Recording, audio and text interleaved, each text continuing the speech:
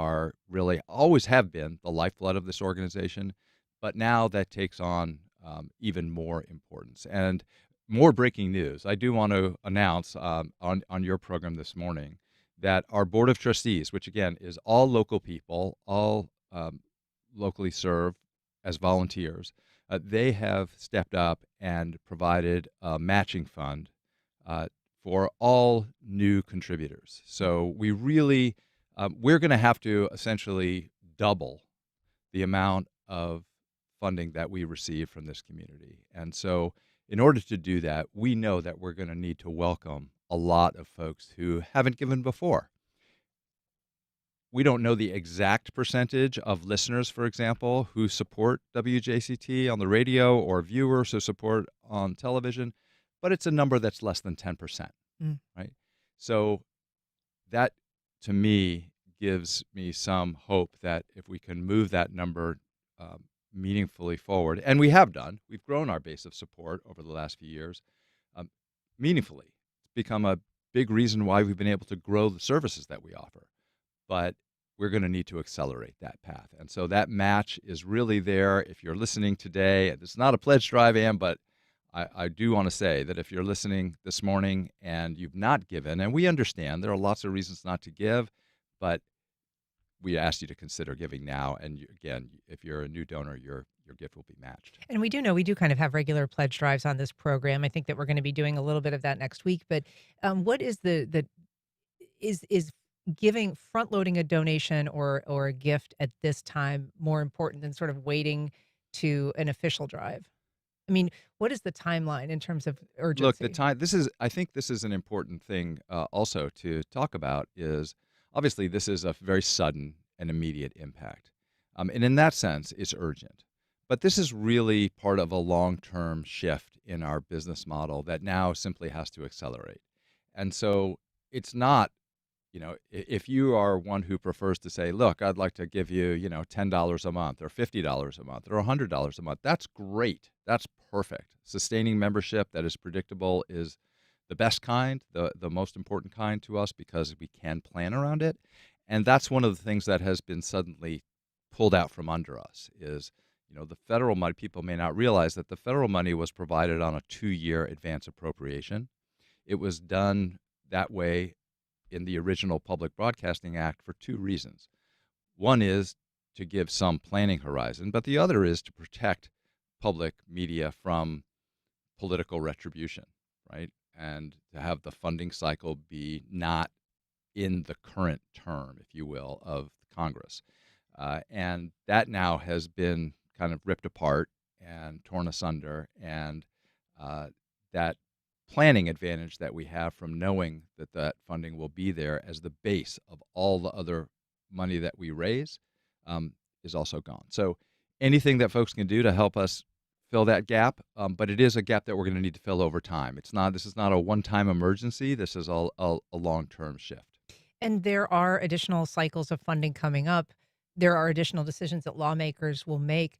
Has the period ended? Has the window closed for people to make appeals to people that are making these decisions? I mean, That's a good point. We will go through an appropriations process in Congress, just as we always do every year.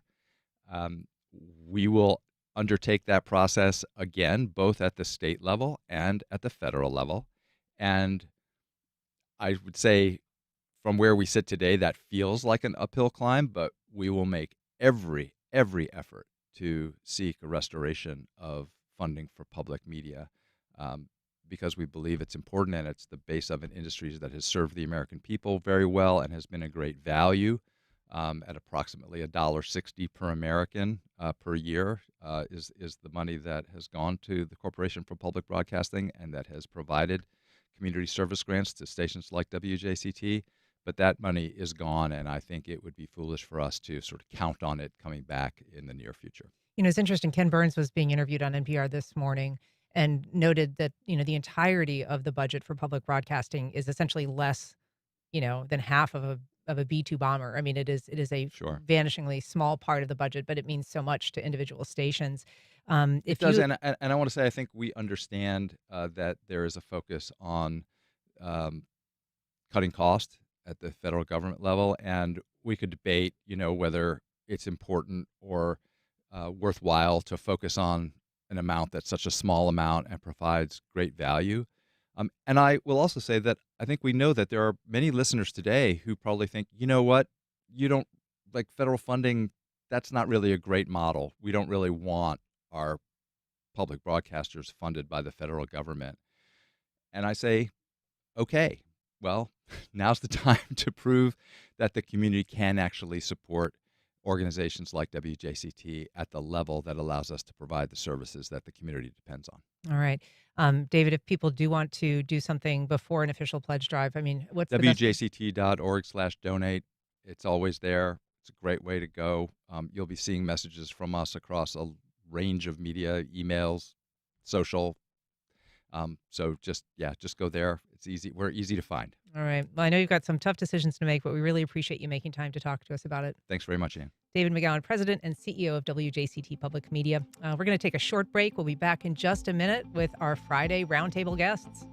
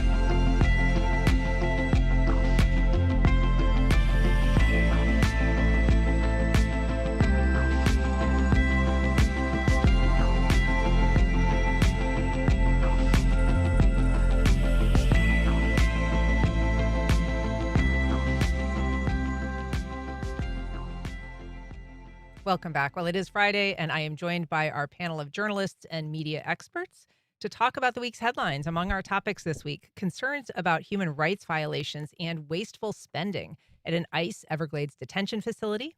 A city council member who protested getting just one committee assignment now has none after his fleeting boycott fails. The mayor's proposed budget kicks off conversations about possible tax cuts.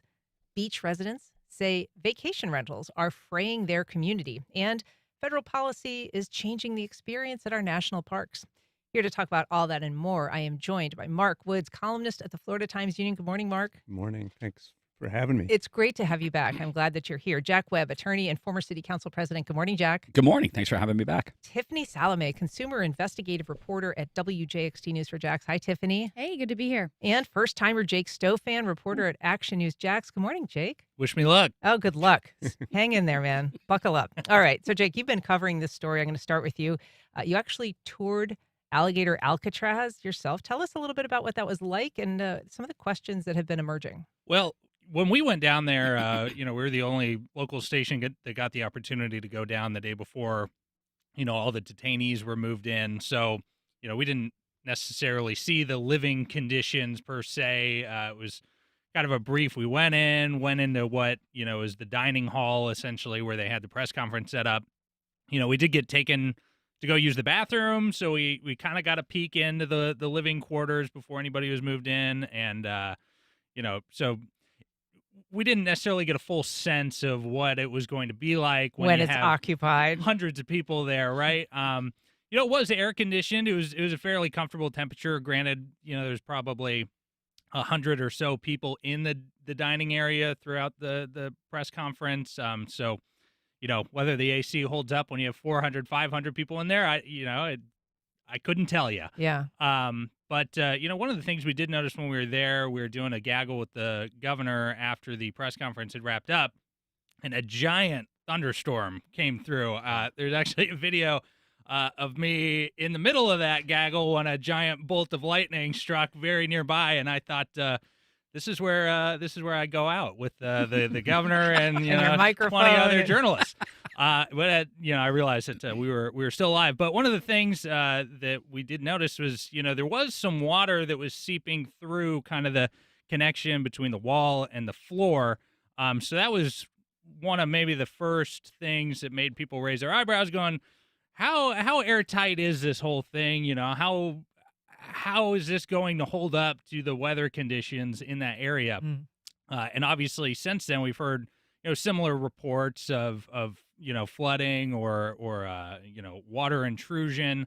There's been some concerns raised about how well the bathrooms work, and people sort of being packed into these highly populated cages, if you will. And then, of course, concerns about access to attorneys. Now, talking with some of the Republican lawmakers that went down and toured the facility over the weekend, they claim that, the people who are brought here have already basically gotten that final order of deportation. So, they say, well, there's attorneys there, but they're not necessarily, they don't need to be there per se, because these people are already, they're basically going there to wait to be sent home, But of course, we've heard reports that contest that. I just saw a report this morning that, a 15-year-old boy had been brought there. Now the state claims, he lied about his age or whatever, but, certainly there's a little bit of chaos surrounding this whole thing. And one of the big concerns locally is, this company that's been hired to staff the facility, which is Critical Response Strategies. We could talk a little bit more about that. Yeah, I mean, let's talk a little bit about that, because you did ask the governor when you had him before you were nearly losing your life to lightning strikes. You asked him about CRS, this Critical Response Strategies company, which is has local connections, including its local head, Ricky Kaplan. Yeah, well, Ricky Kaplan is the head of Kaplan Ventures, which Kaplan Ventures CFO is listed as the manager of Critical Response Strategies on Sunbiz documents. And I went to the address, and, Critical Response Strategies suite in this, business complex or whatever is the same address as Kaplan Ventures. So what exactly is the association between Ricky Kaplan and Critical Response Strategies? I couldn't tell you exactly, like, how involved is Ricky, but obviously there's a lot of crossover between these two groups. But what we've been able to find about Critical Response Strategies, the company was formed back in 2021. About a year later, it got its first contract with the state. Since then, it's gotten 44 more, including the Alligator Alcatraz contract. And between 2022 and up until it got this contract, all the 44 contracts that it gotten totaled about $78.5-ish million. So there were generally smaller contracts. They had a lot to do with disaster relief, some nursing, staffing contracts, but nothing related to running an immigrant detention facility. So a lot of lawmakers, State Representative Anna Escamani, local State Representative Angie Nixon, have been raising concerns about, what is this company doing staffing this facility? What is the expertise that it's bringing, and ensuring that the people who are working there know what they're doing, know the rules and regulations around these types of facilities, what's permissible and what's not. And unfortunately, all of our efforts to contact Critical Response Strategies or get answers about the company through the Division of Emergency Management have gone completely unanswered. So, they're just kind of outstanding questions, and nobody is providing any explanation to anything we're asking. And one thing that's making life a little difficult for reporters like yourself is that, some of the documents that have been posted on the on the state's website have been pulled or sometimes changed. Sometimes information's been scrubbed from websites. And so that seems to be an ongoing issue in terms of, tackling what's really happening there. I just want to reset for a second. If you're just joining us, we are talking to Jake Stofan, Jack Webb, Tiffany Salome, and Mark Woods about the week's headlines. You can join our conversation by calling 904-549-2937. You can email firstcoastconnect@wjct.org, or you can reach out on social media at Facebook, Instagram, or X at FCC On Air. Mark Woods, I want to ask you a little bit about this because you've been following this issue as well. You recently wrote a column noting the enormous costs that attend this facility in the Everglades, and you had a pretty clever comparison in terms of what one might expect for a $400 a night bed. Yes. Um, First of all, I wanted to say a little tangent. I appreciate what public media does. I wanted to say that today. Oh, thanks, Mark. Appreciate that. Um, but yeah, I think a lot of the focus initially was kind of on things like due process and human rights and environmental issues. But yes, I wrote a column pointing out that there's other concerns that would seem to be at the heart of conservatism would be the law and money. And yeah, $450 million a year. If you break that down per bed, with 3,000, if it's 3,000, comes out to about $410 a bed a night. And yes, I noted that right now, if you went to South Beach in Miami, you could get a room at the Fontainebleau, a special for $409 a night. So And the toilets do work, and yes, there are no F mosquitoes, but yeah. Fontainebleau, yeah. Um, so it feels like, yeah, there's not a lot of questions. Well, questions are being asked, but they're not being answered, kinda going back to what Jake was saying, how hard it is to get at things. And, this is all being done with the governor using, emergency orders that goes back to 2003. It's been going on for 2.5 years, and this is kind of the most dramatic use of it. But no bid contracts, unilaterally, um, spending money, making contracts, and it's hard to figure out how that money is being spent. And I kind of tongue in cheek said, if only we had an agency that looked at waste, fraud, and abuse. If Right. the nation had one of those, or the state formed one of those, because And of course, there is state Doge and there is federal yes, Doge, yes, and that is supposedly its marching orders. yes, and they are looking at a lot of other things, but they don't seem to be examining what's happening at Alligator Alley from a financial standpoint. And you kind of Alligator alluded Alcatraz. I keep saying that. Yeah. Alligator Alley and Alligator Alcatraz. Tiffany, this is all happening. Mark kind of alluded to under this emergency authority that the governor has. And so, that allows for things like land to be, kind of taken as this property was to be used for this purpose, appropriations to be made on an emergency basis and not go through the usual kind of bid process, so these contracts are able to be let without perhaps the scrutiny that they would typically receive. But there is something that's supposed to also go hand in hand with an emergency order like that. And that's kind of, audits that happen on a regular basis. And there doesn't appear to be necessarily any indication that that's happening. So what's happening to community sentiment with all this reporting? Is there a sense that people are becoming concerned, or is there just a lot of enthusiasm for this kind of, deportation theater sort of, this enthusiasm for kind of making a message about deporting people here who don't have documentation? I think it's a little bit of both. So, we went out to Camp Landing, to some of the neighborhoods surrounding it, and talked to some folks living there about their thoughts about having, a potential Alligator Alcatraz 2.0, right across the street from them. And, some people had no issue with it. They were like, yeah, why not? They're here illegally, so they should be deported. And then you have others who bring up, human rights concerns and just the traffic and a lack of transparency. We're hearing, a lot of concerns from folks about that. And, the contract process, the bidding process, I think has all just happened so wildly fast. I mean, I remember when this was first happening, we're like, do we look at state records to find this contract info, or are we looking at federal records? I mean, those are the kind of questions that we're asking inside the newsroom. And then you also have a lack of competitive process for these people who are, bidding to develop Alligator Alcatraz. And a lot of people have concerns that, that might be leading to poor conditions because, ultimately this does lead to a lack of oversight. Right. And are these people, to Jake's point, experienced enough to kind of handle this?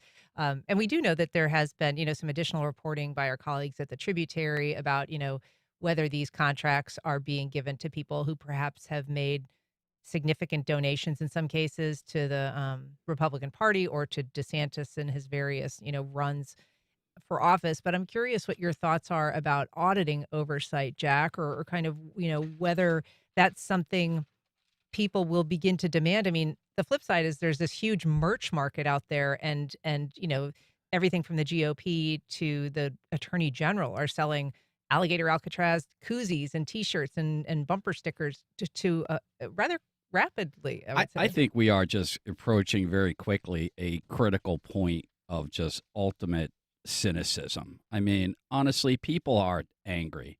I'd use the P word, but I'm not going to do it on public radio. But I think there's a great level of frustration out there. But to your point, who's going to do the audit? The CFO, our new CFO. Blaze and Goglio. Yeah, I was mentioning before. Who's got, we should say, close ties to Ron DeSantis and very much. Yeah, so the with state of GOP. Florida now has a CFO who is responsible for these types of functions, who's not a college graduate. I'll just leave that there. Okay, so that I think that addresses the audit function. But where's the legislature? Where's the legislature in all of this? Like Jake said, by the way, Jake, kudos on gaggle with the governor reference. I like that a lot, by the way. Yeah, but where's the legislature? Where's the speaker? Where's the president of the Senate? Where's the accountability? Where's I just think that Well, at some point, the attorney general, right? Would the attorney general, exactly. I mean, like Well, you he's say, the one who announced it. right. he's the right. one who's selling the merch too. So Yeah. I mean, this is I don't. It's just very disheartening, dispiriting, and the whole connection between Matt Fenner and Will Atkins. Explain to us who these people are, because not everyone will Fenner, know. I guess Including- Fenner is the CFO of Critical. No, he is the CFO of the Kaplan Ventures. Okay, right? Am I right? Yeah. Yeah. Yep. Okay. And Matt and Mr. Kaplan are joined at the hip. I guess Mr. Kaplan made a lot of money. God bless him. In IT healthcare, and and Mr. Fenner is associated with. I went on Sunbiz and screenshotted at least 30, 40 different LLCs, corporations in the state of Florida, where Mr. Fenner and Mr. Kaplan have interests. In fact, Mr. Fenner is he's the registered agent for Mr. Kaplan's family offices. In the world of private equity, big money, you have your corporate money and you have your family money, your private money. So Mr. Fenner apparently is involved in the management and diversification of Mr. Kaplan's interests around the state. So if you've got 50 different corporations, that gives you a lot of opportunities to write a lot of checks to a lot of different politicians and elected officials in the state of Florida with very, very limited scrutiny. So to the extent, what expertise does Mr. Kaplan's group, Critical Response Strategies, bring to the table? It's called cash. I want to take a call, if I can, from Daryl in St. Augustine. Daryl, go ahead. Yeah, good morning, Ann. Great show. I'm so sorry to hear about the lack of funding. All of you deserve a raise, not a reduction, that's for sure. You're the only ones who provide any kind of fair journalism, as far as I can see.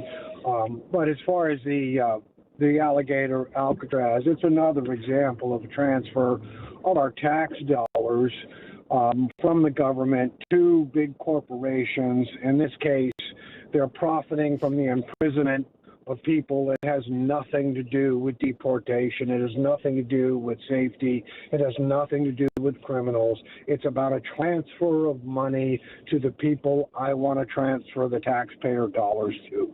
It's done in the medical system. It's done with everything. So that's my comment, and it's just so sad to see, arrest somebody, throw them in jail, throw them in prison, throw them in Alligator Alley, and make money from it. And it just makes me want to gag. Daryl, thanks. Thanks so much for your call. Mark, I think you were about to make a comment there. Well, I was just going to come back to the audit, and this fits into what he's asking. This isn't just something that would be nice. It's the law. Mm-hmm. I mean, it was signed by Governor DeSantis, signed it himself, that if an emergency lasts more than a year, the Auditor General shall conduct audits of contracts, expenditures. We're 2.5 years into this, and there hasn't been a single audit. And that was a big deal before Alligator Alcatraz. Now it feels like it should be a huge deal. I mean, these things should be transparent. We should be knowing what Jake started talking about, what we've all been talking about. We should know what's happening, how that money's being spent, who's being hired. These emergency powers give the governor this great latitude to do all these things. The oversight is supposed to come after the fact. Mhm. So we're not getting it happening before, and we're not getting it happening after. And that isn't just, it would be nice, that's the law. There has been, I mean, it's the after, but it is also catching a lot of people sort of off guard in terms of, records that have shown that county officials perhaps didn't know that these, facilities were arriving or kind of when they were arriving. There was some question locally as well. I do just want to take a listen because Tiffany mentioned Camp Blanding, and the governor did address that particular facility here in Northeast Florida this week. Let's take a listen. Once there's a demand, then we would be able to go for Camp Blanding. But what I don't want to do is set up Blanding if, one is 60% full and then the other's 40%. I'd rather just channel everyone to Alligator. So, this could or could not happen. We don't know what kind of capacity they're going to reach. We know that the federal government is urging states around the country to build similar facilities to Alligator Alcatraz. They think it's a great idea. And I guess from what the governor said, there has been interest in other places to emulate this model. But in terms of, the reporting that you are doing, the reporting that other folks in the state are doing, it does seem like there is a critical mass of, kind of interest in this. And I'm curious kind of what you're looking into next, what you're trying to find out. Well, I've been trying to figure out, when construction's supposed to start at Camp Blanding. Since I went down to Alligator Alcatraz, I asked the Division of Emergency Management Director, Kevin Guthrie, where is that, in terms of the process, have you guys already put out bids or requests for proposals? Have you gotten anybody hired and on board? And at the time, this was July 1st, he told me, right after the 4th of July weekend, we should be ready to break ground there. That obviously hasn't happened. And really since then, I mean, the only sort of updates we've gotten have been directly from the governor addressing it in press conferences. But in terms of, individual questions that I've asked DEM, I have some public records requests in terms of, can you send me the names of the companies that have put in bids to work at Camp Blanding? Can you send me the, list of people who have been selected? All of those have gone unanswered for about 2 weeks. So you asked the governor directly too whether he had heard about critical response and whether they were involved in Alligator Alcatraz, and he kind of just didn't answer the question. Well, so the way that I phrased it, because at the time we just kind of heard some rumors, perhaps there was a local company that was somehow affiliated with Alligator Alcatraz, and I think the way that I phrased the question was, were they involved in the construction? Which it doesn't seem like they were involved in construction. They're involved in staffing, right? I mean, that contract for critical response strategies just posted, I believe, on the 15th. So, 15 days after Alligator Alcatraz opened. And, of course, since then, that contract's been taken down, which I thought was a glitch at first until I started talking with State Representative Escamani, and she told me that it had been taken down. I was like, oh, okay, that wasn't just on my computer. That the contract's that's worth gone pausing now. on. As we talk about transparency when it comes to this facility and the contracts, this contract was removed. Yeah, it was on the FACTS website, which is through the Department of Financial Services, and that contract listed the hourly rates, the total cost of the contract. And I mean, the cheapest hourly rate that any of these employees that were listed on there were being paid was like $38 an hour. It's pretty good salary. Some of them went, significantly higher than that as well, like into the hundreds of dollars an hour. So that's just another thing where it's like, hey, is that a reasonable price to be paying these people to do this? Especially when we're hearing reports that people aren't even going through background checks before they're being hired. What kind of experience are they coming in with? Have they ever done anything like this in the past? So this is a no-bid contract. I can only imagine what the margins are that are tacked on. For people who don't know contracting, I mean, so no bid means you basically you don't have to go through the process that typically would say, like, this is what it's going to cost. Correct. There's no vetting. And as Mark said, there's no vetting of the contract. As Mark said, he's pointing out, all right, the governor's relying upon his emergency authorization dating back to 2023. Got it. Understood. But there's supposed to be a self-check mechanism in the law that's not being complied with. In the absence of compliance, you got a problem. And again, I go back to, I've done a lot of work with the DOT and other state agencies, and even in bid contracts, you're going to have margin on those labor rates, and that's where the money is. I'm going to take a quick call from Ed, and then we're going to have to move on. Ed, you're on First Coast Connect. Go ahead. Thank you.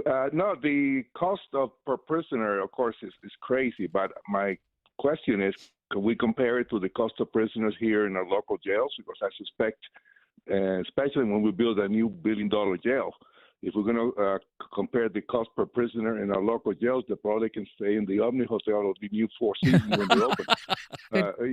So yeah, it's a good question, Ed, and it's actually something that Mark, you did kind of break that down in terms of what an ice bed typically costs as opposed to kind of a regular jail bed. We know that ice beds do Right. cost more. That's a good question, and I do not know the answer to his specific question. But yeah, the ice is mandated. I think it's not supposed to be over, I think, an average of 168 or something like that, which seems like a lot of money per bed per night.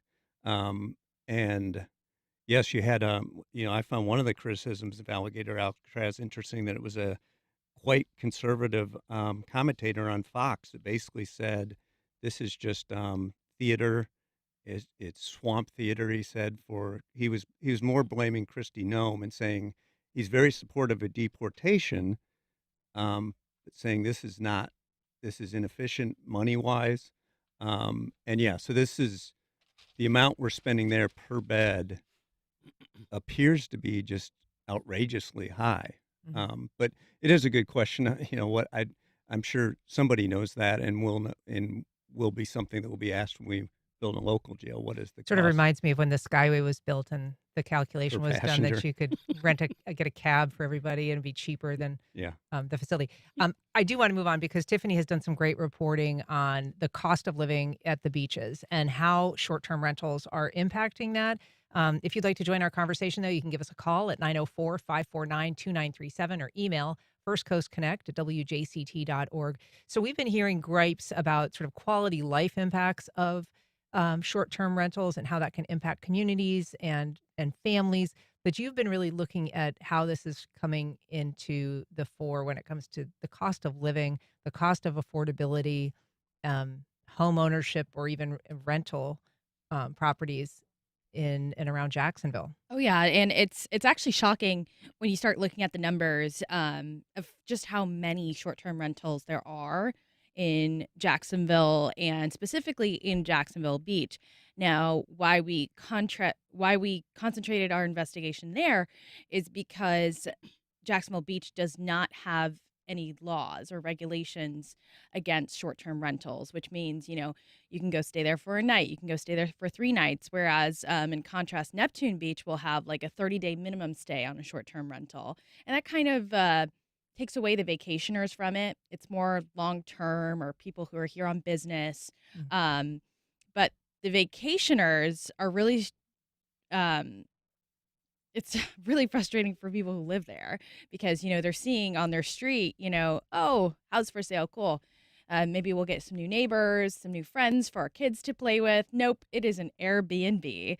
So our research found that there's 1,400 Airbnbs in Jacksonville Beach. Compare that to the number of properties for sale, only 287 properties for sale. So, I mean, big difference. And I talked to some people who live there who kind of compared it. Yeah, that's 1,400 opportunities for families to own a home, first-time home buyers that have been taken away. Yeah, tight housing market. I mean, people Yeah, are of trying to course. find affordable places to live, and in fact, a lot of those are much more profitable, it seems, for people who want to buy them and rent them out. Yeah, and there is a housing shortage when it comes to affordable housing. And what that means is, you don't want to be paying more than 30% of your income on a place to live. That's what we mean when we say affordable housing. And, a lot of these houses that are turned into vacation rentals are on the lower end flipped to be more luxury for vacationers. And yeah, now the prices are going up, home prices, rental prices. You see all of those effects from this. Mark, you're nodding along like this is something that you've No, I mean, it was a very interesting story, and I had that sense of that, but I wouldn't have known. Those statistics are very dramatic, and I've kind of experienced it on the flip side when I'll go on vacation somewhere and find an Airbnb, and I'll kind of think, how does this affect the neighborhood? Of course, then I'm glad there's an Yeah. Airbnb I can rent for a week. We But w yeah, we have some acquaintances that have recently had a home adjacent to them install a tiki deck Uh-huh. and a putt-putt course. Nice. Very yeah. So, if you're going to vacation, sure, that sounds like a fun place to maybe go with your kids or your drinking buddies, but, you could see how that would not necessarily inform the flavor of kind of like just a regular residential neighborhood. Well, one of the things I thought was interesting about your report, I would have, just assumed that it would be the opposite, that the more Airbnbs you have, the lower property values we get because you would think people wouldn't want to live next to it. So I just thought that was kind of interesting that study out there showed that it actually, increased rents and home Interesting. prices. What I find interesting about it is that this is based on your reporting again. That is my understanding is that there's a limitation as to what the local municipalities can do in certain circumstances because if they didn't regulate this stuff as of a certain date, now according to state law, they're prohibited from doing so. Yeah. Great. Once again, a centralization, loss of home rule because of Tallahassee, all right? Overreaching by the legislature. All right, so Jacksonville Beach is now precluded from being as effective in controlling this as they possibly can. So what does it mean? All right, so you've changed the economics. You've changed the economic model of a residential neighborhood because of legislative action. You have now said you can – again, you don't make money off your house, right? If you're going to pay $500,000 for a house at Jack's Beach, that's great, but you're going to pay your mortgage and you're going to try and get by. Somebody comes next door and buys the same house for $850,000. All right, now how are they going to support that? They're going to charge exorbitant rents for vacation. So you've turned because of late state interference on a local level, you have turned a residential community into a commercial community. That is really, And they can't stay alive. yeah, and that is really what you hear from people is like, a hotel couldn't open next door to me because of zoning rules. So how is this Airbnb allowed to, operate as a business? It's interesting. We actually just got an email about that saying that short-term rentals also affect hotel sustainability since they don't pay the same local taxes that hotels are required to. They, of course, don't very often have the same requirements for things like parking or, even necessarily the same kind of emergency facilities that might be available at a regulated facility like a hotel. But yeah, to Jack's question about, the local control, that was a law that basically said if you didn't have any rules in place prior to 2011, you can't make those changes now. And there are very few communities, Neptune Beach among them. Yeah, and there are, some ordinances around noise in Jacksonville Beach, but nothing really that stops short-term rentals from operating and making a profit. And, some residents have even suggested, hey, what if we just have like a commercial district where this happens and we keep our own residential districts? But of course, that might be kind of tough. Yeah. And don't forget, last year there was an effort in the state legislature to, preempt local governments even more on short-term vacation rentals. That was supported by the Restaurant and Lodging Association. It basically would have put it all under, I believe, DBPR. Made it That's all the Division of Business and Professional Regulation. Yeah, would have made it all, basically the state's the one that got to set the standards. The Airbnbs would register through them.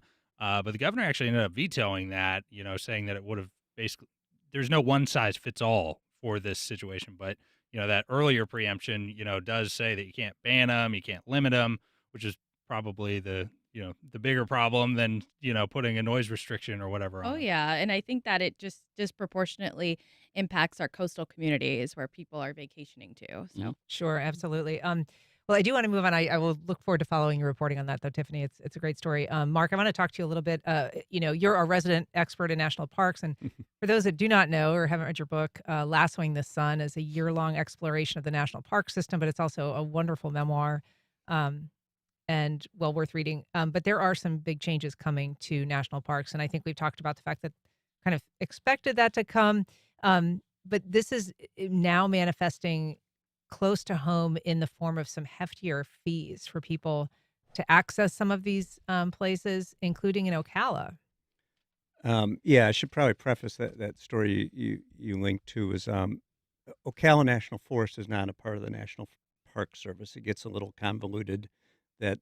That falls in another section of the Department of Interior. But this idea of more privatization, more concessionaires, how does that affect the affordability of going to public lands? That is works more broadly. But yeah, the entry and parking fees have jumped at Ocala National Forest. And yeah, there's concerns about that happening at, Yosemite's and Yellowstone's and those places. So that, we've cut, I think that the stat now that's 24% of permanent rangers at parks, which is just shocking. They were understaffed and underfunded going into this year, and now that's just been gutted. And I worry about.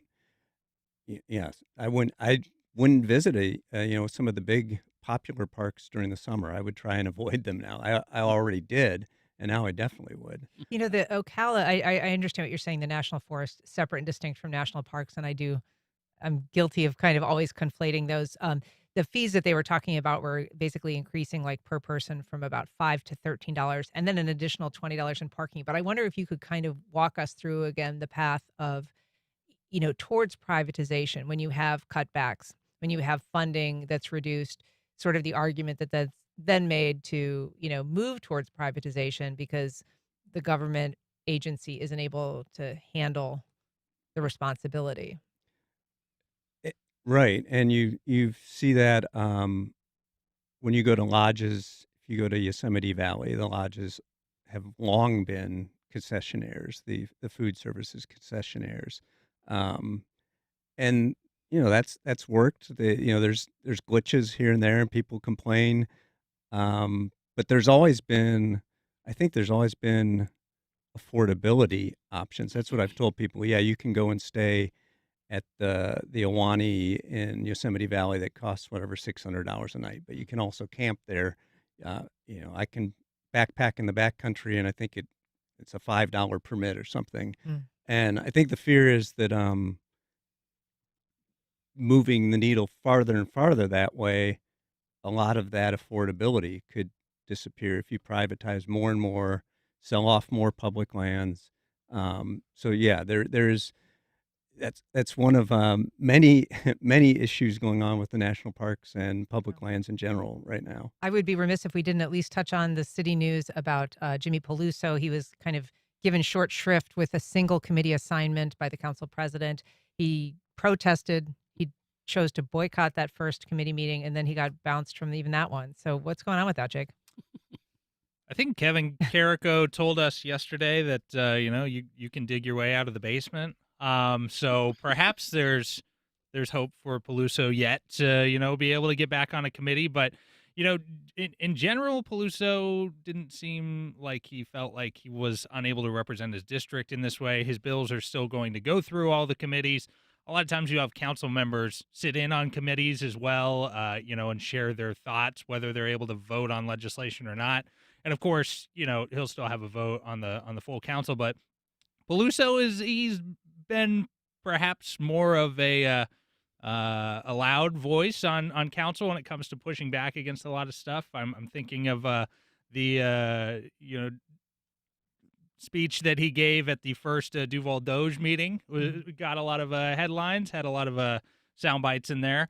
So I mean, Peluso and Matt Carlucci were actually the two council members that were only given one committee assignment. They were kind of put on the transportation committee, which doesn't generally see a whole lot of action. Yeah. Yeah, not a whole lot of super consequential legislation goes through there. So I think maybe there's still some hope that they could work out their differences, but they don't seem to get along very well. Jack, just about 5 seconds. Mr. President, you can do what you want, but Jim King used to tell me all the time, Jack, someone's got to be the adult in the room. I'll leave it at that. All right, Mr. Grown-Up. All right, well, thanks so much for being here. It was great having you, Jake Stofan. Well, thank you also, Jack Webb, Mark Woods, Tiffany Salome. Really appreciate it. And we'll be back in just a minute with our favorite neighborhood maven, Mr. Al Pete.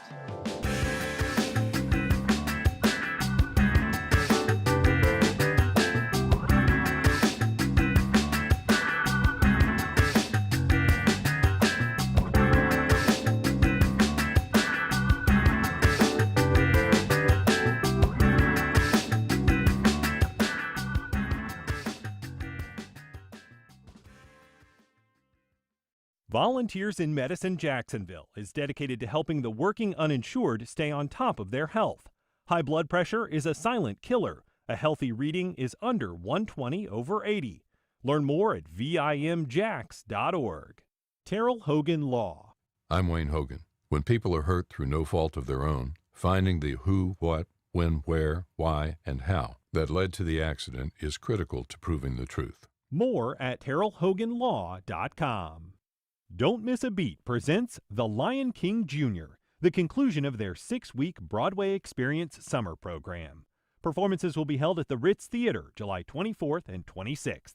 Information at don'tmissabeat.org. How advocates work for patients who can't speak for themselves. I'm Dr. Joe Servin. Join me tomorrow at 4 for What's Health Got to Do with It, only on WJCT News 89.9 Jacksonville. On the next Florida Roundup, millions of Floridians rely on Social Security each month to make ends meet. President Trump pledged to get rid of taxes on Social Security benefits. His new tax and spending law instead provides a new tax deduction if you're at least 65 years old. Is this a distinction without a real difference if you're collecting Social Security? What does the $6,000 tax deduction mean to you if you qualify for it? Email us radio@thefloridaroundup.org. I'm Tom Hudson. Then join us Friday noon until 1.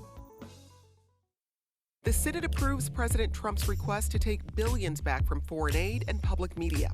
Also this week on the Friday News Roundup, tariffs start to show up as inflation pain, MAGA infighting grows over the Epstein files, and the Trump administration shows thousands of additional federal workers the door.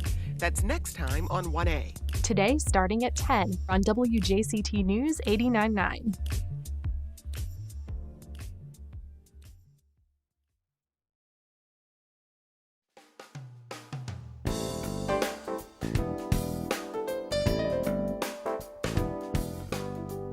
Welcome back. What began as a birthday party in 2012 has transformed into an annual community gathering that is both a dance party and a networking event.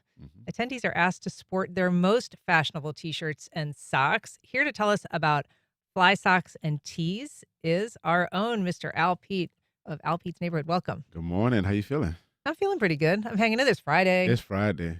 I've been ready for that for about 4 days. So. Anyway, no, start of the week. Start of the weekend. Yeah. So tell us a little bit about fly socks and tees. I mean, the name kind of says what the dress What code a dress is. code is, yeah. Like I said, it started as like a birthday type of thing in 2012. It was like, we need to do a birthday. And I was like, well, for my birthday, I don't want to do anything dress up. At that time, I had became a very like a known DJ. That was like my start of me being known as a DJ, hip hop artist. And so, as a celebrity, they say you're supposed to do your own birthday parties. But after like the second year, the community came out. There was so many people I was meeting as well as my peers. I was like, nah, I want to change the focus on this. So it was every year I'm like, this is a party for creators, musicians, anybody in that space to come and just really celebrate their victories with everybody else. A chance to network, a chance to be with community. It's definitely a great example of what community looks like when it comes to being a creator, a small business entrepreneur, from the admin side to the creative side, all the things. So that's where you come and just let your hair down and just really have a good time. It's like more important than ever, it feels, because things are so fragmented that even if you're kind of on the ground and in the scene in Jacksonville, there can be all kinds of things popping off in different parts, different people that you may not know. And so having an opportunity to kind of pull together those people is pretty sweet. I'm curious what your appeal is to people who aren't necessarily a part of that community. Is this welcoming to people who just, while it'd be cool to go to a place where a lot of creatives are hanging out and get to know them and network with them and get to see them, with their dress clothes off, kind of. So it's interesting. I have a lot of friends that are not in the creative space or in that space, and when they find out that it exists, it's like a whole nother world to them, and it brings another outlook of the city that they're in Jacksonville, and it's a more entertaining type of situation, and they're understanding about the arts and the crafts and just the art scene here, and it brings more appreciation and understanding to like what we got going on, because a lot of people think, well, they're over there doing their thing and they got their paintbrushes and their microphones. No, we want to invite everybody in. So having somebody in that sphere to be able to bring these people in, i.e. myself, I feel like I do a great job with bringing non-creators in to see the world that we exist in. Bringing them together is just a beautiful thing. And how do you facilitate that networking? Is this the kind of thing where you go and you get your name tag and you get to kind of like speed date, or like how is it that if somebody's coming from the outside, or even if they're coming from a creative space, that they're able to kind of make those connections? Are they just on their own, like go figure it out? No, of course, from a digital standpoint, I try to be as engaging as possible. Try to put as much engaging conversations and content up so people can be able to engage with that. That's important. And then when somebody comes to my event while I'm DJing or rapping or even doing a show, I want to make sure that I'm attentive to those people. So, which I have a shameless plug about the neighborhood show. Do it. September 12th, y'all. We're doing a live show here at the studio. More information is going out. I am so excited to be touching the neighbors and be able to talk to them in person because they hear me on the radio. Yeah. But in person, September 12th. So this That's is a live Saturday night show here? Well, Friday night, yeah. Friday night. So All we're right. going to be here in the gallery, but people will be able to come and see me and meet me, and I'll be able to talk to these people Nice. and make it more welcoming for people to come. Because one of my pillars is just the neighboring aspect of things. So you got to be neighboring to people. That's right. You got to welcome people in with open arms. Oh, that sounds like a great event. For sure. This one, fly socks and tees. Like, how is your sock game? I'm curious what counts as a fly sock in your world. So you can't see it now, but I have on like a lavender sock. And so the lavender sock matches the lavender in my shirt. I can Shouts out that- verify. Wow, you got the shoes too. Yeah, so it matches. So that constitutes as a fly sock. Or you can put a print on there. Like I have a favorite Jacksonville Jaguar socks that I wear. They're just funky. It's Jaguars, and it's just like that Argyle style type of joint. Today you're sporting the EWU, which is the orange and lavender, and I can attest, but you can also check out our live stream if you want to see this fly shirt. Indeed. So tell us how, where, and when the event. It's July 19th, which is Saturday. Yep, tomorrow, July Tomorrow, 19th. yeah. Yep. So doors open up at 7. Everything gets going at 8. You can get your ticket at flysocksandtees.eventbrite.com. And yeah, come through and check us out. Even it's if you at don't have Emerald the socks. Station. Yeah, Emerald Station. Even if you don't have socks or a shirt, please come out and have a good time. All right. Well, Al Pete, it's always a good time to have you here. Thank you so much for being here today. Thanks for having me. All right. Thank you for listening. That's our program. If you have feedback or suggestions, you can send either to First Coast Connect at WJCT.org. And if you missed anything, you can catch our rebroadcast at 8 o'clock tonight or find our entire archive on your favorite podcast platform. Don't forget to listen Saturday at 4 when neurologist Dr. Joe Servin discusses the dangers of blind spots in women's health care. That's on What's Health Got to Do with It. The executive producer of First Coast Connect is David Luckin. Our show is produced by Stacey Bennett and directed by Brady Coram. Our theme music is performed by Club de Belugas, and our interns are Jessica Lee. Support for First Coast Connect is provided by Baptist Health and the North Florida TPO. Baptist Health is a proud supporter of First Coast Connect. Baptist Health, committed to building a healthier community for all of us. More info at 202-4YOU or baptistjacks.com. The North Florida TPO is dedicated to transportation planning, funding, clean fuels, and new technologies for a vibrant, resilient, and connected region. More information available at northfloridatpo.com. Congaree & Penn, dedicated to agriculture and culinary endeavors, offering field-to-fork dining and outdoor experiences on over 300 acres. Sip, dine, explore. Information at congareeandpenn.com. This is WJCT News 89.9 Jacksonville. Up next, national and local news from NPR.